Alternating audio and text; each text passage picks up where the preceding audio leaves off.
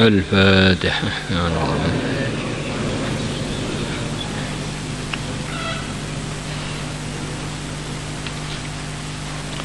وعن حيان.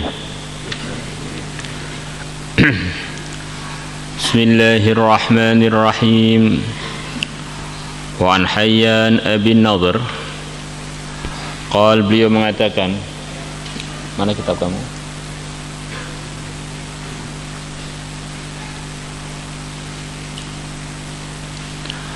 Kharajtu, aku keluar, aidan dalam keadaan menjenguk, li Yazid bin Aswad, kepada Yazid bin Aswad, karena Yazid sakit. Falaqitu, maka aku pun ketemu Wathilah bin al-Asqa, wa sedangkan dia juga yuridu i'adatahu, pengen menjenguk Yazid. Fadakhalna alaihi, maka kami pun masuk alaihi, pada Yazid.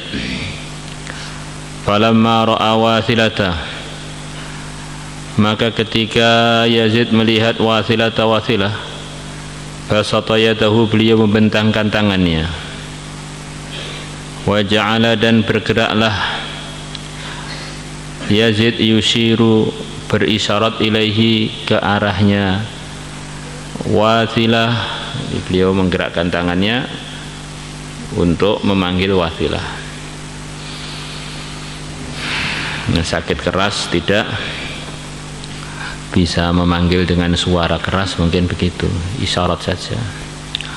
Fa'aqbala, maka datanglah Wathilah hatta jalasa, sehingga beliau duduk di dekatnya Yazid. Fa'akhadha, maka memegang Yazid fi kaffai Wathilata, memegang dua telapak tangannya Wathilah. Faja'alahuma, maka Yazid menjadikan kedua telapaknya Wathilah ala wajhihi, di atas mukanya Yazid. Pegang duanya, kemudian beliau letakkan di mukanya. Faqala, maka berkata lahu, kepada Yazid, Wathilah, kaifa dhannuka billah, bagaimana persangkaan kamu kepada Allah? Faqal, maka Yazid mengatakan, dhanni billahi wallahi hasanun, persangkaan kamu kepada Allah, demi Allah adalah baik. Qal, Wathilah mengatakan, fa'abshir, maka terimalah berita gembira.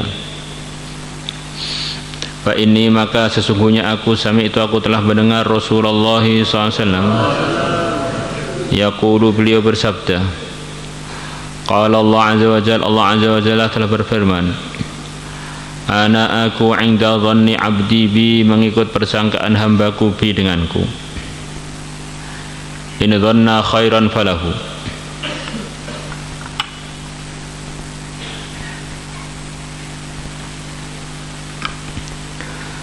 in dhanna khairan, kalau dia menyangka khairan, baik, kepada saya, falahu, maka kebaikan itu akan dia dapatkan. Wa in dhanna syarran, dan kalau dia menyangka syarran, keburukan, falahu, maka keburukan akan dia dapatkan. Rawahu Ahmad wa Ibnu Hibban. Ini seperti keterangan pertemuan yang sebelumnya, bahwa Allah itu maha tahu isi hatinya hambanya. Kita ini kalau berburuk sangka kepada Allah, itu adalah kekurang ajaran yang maksimal. Maka akhirnya kita akan mendapatkan macam-macam musibah gara-gara berburuk sangka kepada Allah.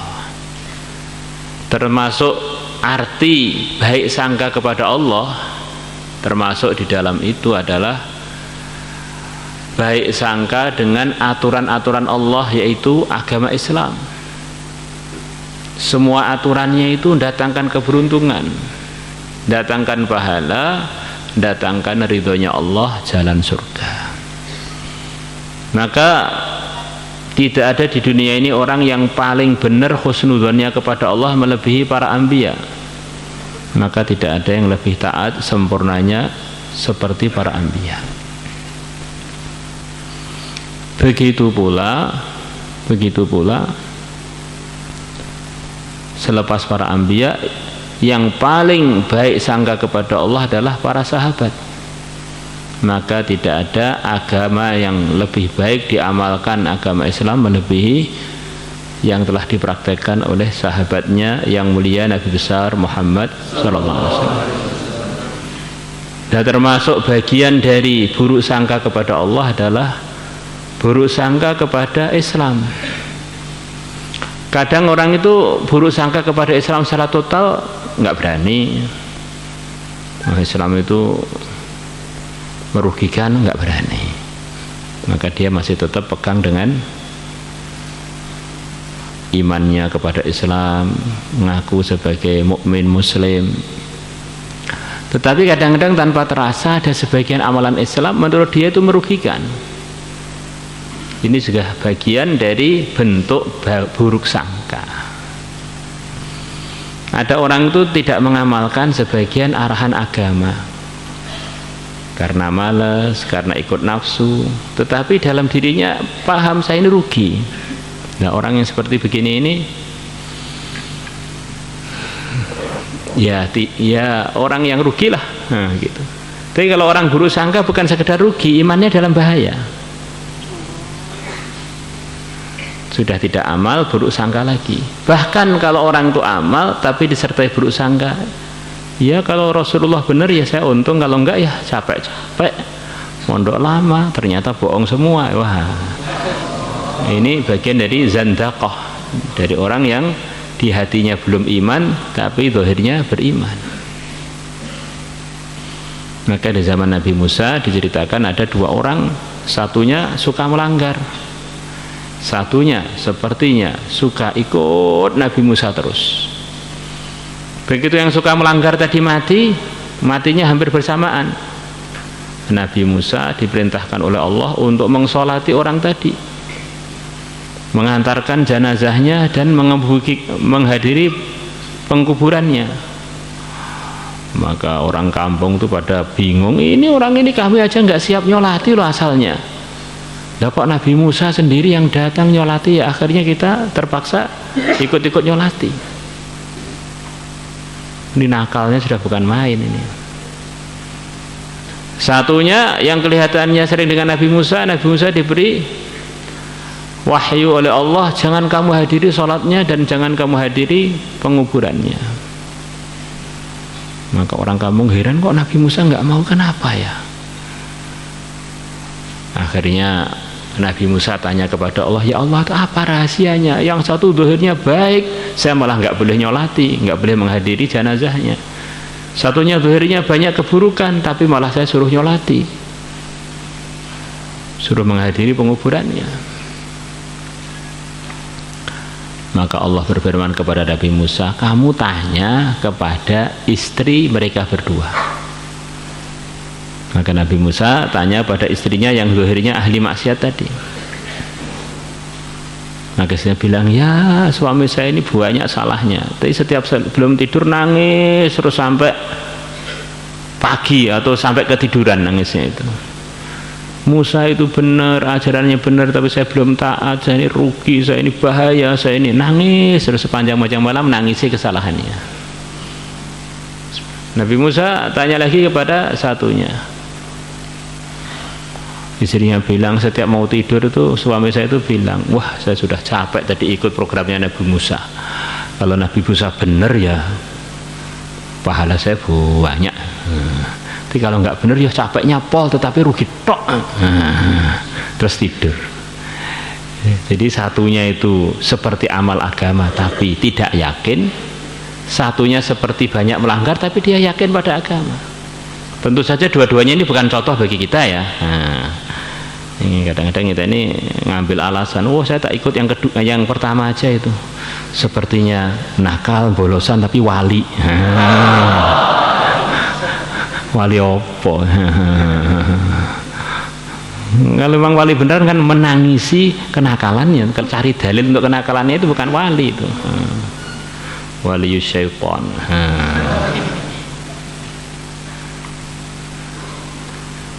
La ilaha illallah. Maka hati itu perlu kita evaluasi, hati kita itu. Orang itu bisa saja menganggap kita itu bagaimana dan bagaimana, sebetulnya kita ini lebih tahu diri kita itu bagaimana. Maka orang yang amalnya karena makhluk itu ya rugi. Itu makhluk itu loh, belas nggak bisa apa-apa. Wa an rajulin min waladi Ubadah bin Samit, dan diriwayatkan dari seorang laki-laki yang dia ini termasuk anaknya Ubadah bin Samit, an Abi Hurairah radhiyallahu anhu qala Rasulullah sallallahu alaihi wasallam, Allah telah memerintahkan azza wa jalla bi abdin, seorang hamba, ilan nari, ke neraka.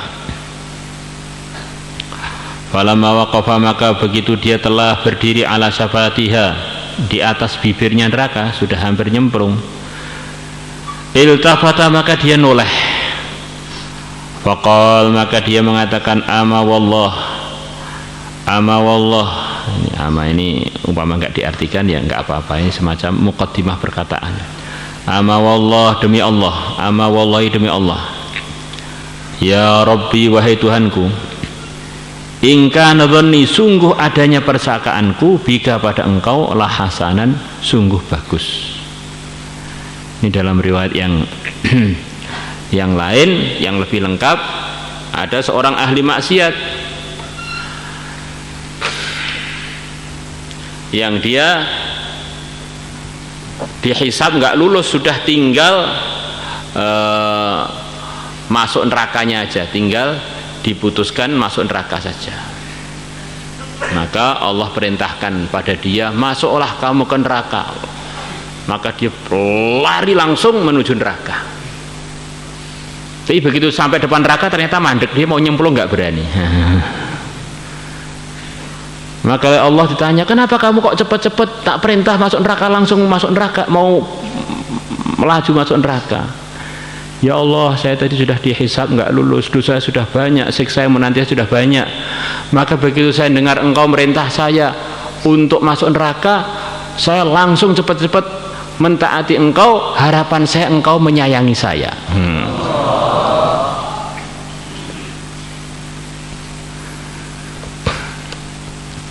Maka karena dia berbaik sangka pada Allah itu di akhirat loh, bukan di masa taklif, itu sudah tidak di dunia lagi. Maka Allah berfirman pada dia, karena engkau baik sangka pada saya, sekarang kamu silahkan masuk surga. Jadi taatnya itu di akhirat, dan itu menjelang masuk neraka. Masya Allah, khusnudzonnya itu tampaknya di akhirat, sekali itu aja, nggak tahu sebelumnya pernah apa tidak. Masya Allah. Ini lengkapnya kurang lebih begitu itu. Faqala Allah azza wa jalla, maka Allah azza wa jalla berfirman, ana aku inda dhanni abdi bi, aku adalah mengikut, ana inda husni dhanni abdi bi, aku mengikut baiknya sangkanya hambaku bi, denganku. Rawahu Bayhaqi fi Syu'ab wa fi isnadihi rajulun sama kama tara. Maka ini kalau nggak digabung dengan riwayat lain tadi, ghairu mafhum, apa maksudnya? Nah, itu maksudnya kurang lebihnya seperti yang diceritakan tadi. Wa 'anil A'mash an Abdullah bin Mas'ud radhiyallahu anhu qala walladzi la ilaha illa ghairuh, demi zat yang tidak ada Tuhan selainnya, la yuhsinu 'abdun billahi dhanna, tidak berhusnudzon seorang hamba pun kepada Allah, illa a'tahu dhannah, mesti Allah akan berikan kepada dia persangkaan baik dia itu. Wadzalika, dan itu prakteknya husnudzon, bi annal khaira, bahwasanya semua kebaikan biyadihi adalah dalam kekuasaannya Allah. Ini walaupun macam-macam kelemahan, dalam kuasaan Allah segala baikan, dan rahmatnya Allah melebihi murkanya, saya tetap berharap sayangnya, berharap kebaikannya, berharap anugerahnya, tanpa melihat kelemahan saya, tapi yang saya lihat adalah kuasanya Allah.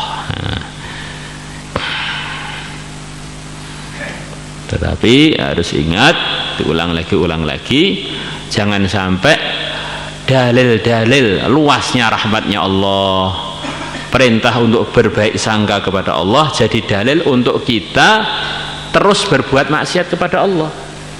Karena berbuat maksiat kepada Allah itu mendatangkan murkanya Allah. Kalau orang dimurkai oleh Allah, maka akan jauh dari ditolong oleh Allah untuk macam-macam kebaikan, termasuk berbaik sangka kepada Allah. Hatinya gelap.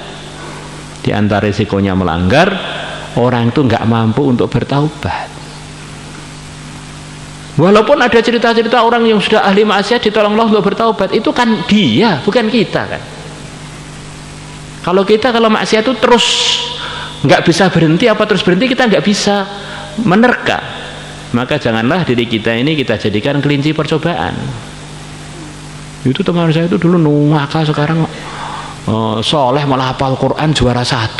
Saya sepertinya kalau nakal seperti dia juga bisa begitu. Nah, ternyata begitu nakal nggak soleh-soleh sampai mati, nggak soleh-soleh. Nah, maka kemaksiatan adalah kecelakaan, nggak boleh dicoba-coba. Kecelakaan untuk teman kita belum tentu sama nanti akibatnya dengan kita.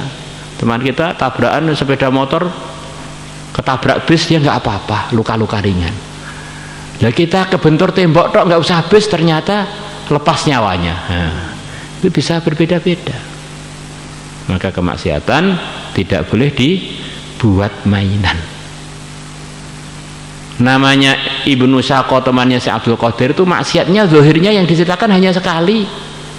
Melihat wanita jelita, akhirnya kasmaran dengan dia, akhirnya ngelamar dia, akhirnya nggak diterima kecuali dengan meninggalkan agamanya, akhirnya murtad, wafat dalam keadaan tidak beriman. Nggak apa-apa, nggak jaga mata, nanti untuk wudhu udah hilang. Nah, ternyata selepas diwudhui nggak hilang-hilang. Nah, merasuk ke otak, merasuk ke hati, akhirnya nggak jadi ngaji. Akhirnya otaknya isinya si dia, bukan pelajaran lagi.